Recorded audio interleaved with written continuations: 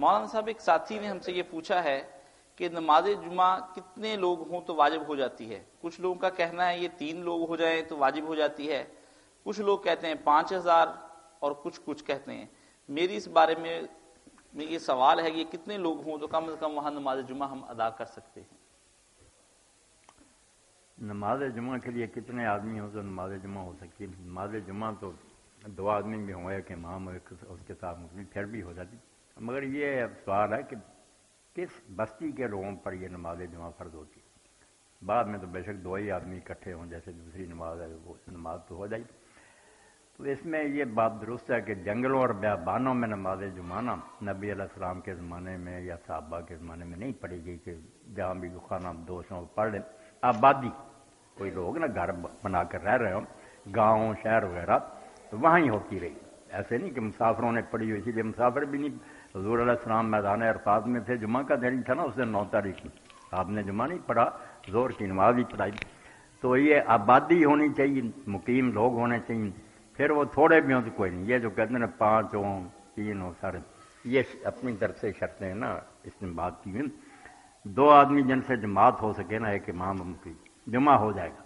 باقی جتنے زیادہ سے زیادہ لوگ جمع ہوں، جمعہ جو ہوا، جمعہ کا معنی اکٹھے ہونا۔ جو معیاری شکل تھی نا جمعہ کی، وہ بدقسمتی سے ہم گم کر بیٹھے۔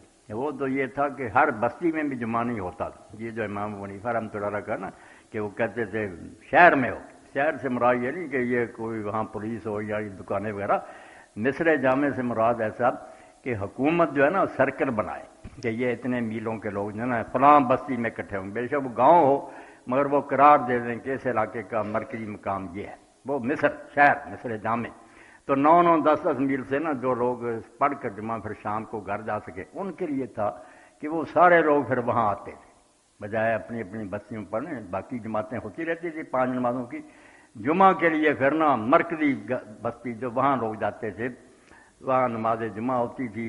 بڑا عالم ہوتا تھا، حکومت خود ذمہ دار ہوتی تھی، بہت چوٹی کا عالم وہاں مقرر ہوتا تھا، لوگ جاتے اس سے دین سیکھتے، بڑی رہنمائی ملتی۔ اس لیے اعلیٰ قسم طریقہ تو وہی تھا۔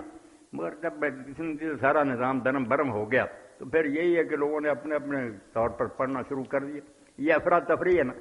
اب جو ہے کہ ایک بستی میں کئی جمعے، یہ بھی مسئلہ چلا رہا کہ آیا جمعے ہوتے ایک ہی، کجا 9 10 میل کے لوگ اکٹھے پڑھتے تھے، کجا ایک محلے میں کئی مسجد۔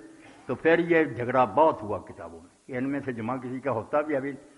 تو بعد میں لوگوں نے یہ حل نکالا کہ جو سلام پہلے پھیر دے گا نا اس کا ہوا، باقیوں کا نہیں ہوا۔ جن مسئلوں میں بعد میں سلام پھرانا وہ کوئی نہیں، انہیں زور پڑھنی چاہیے تھی، وہ کیا جمعہ پڑھ رہے ہیں؟ جنہوں نے پہلے سلام کہہ دیا بسم اللہ، ان کا جمعہ۔ اتنی بحثیں ہیں کہ جمعہ کی نماز کو اس طرح نہ ضائع کرو کہ بس 2 4 جن مل کر پڑھ رہے ہیں۔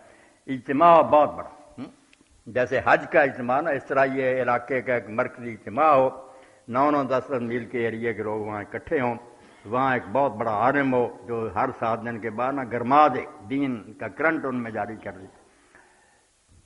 جی مولانا، اسی کے ساتھ دوسرا سوال ریلیٹڈ ہے کہ جامع مسجد دور ہے تو جمعہ کیسے پڑھیں؟ کیا صرف ظہر کی نماز پڑھ لیں؟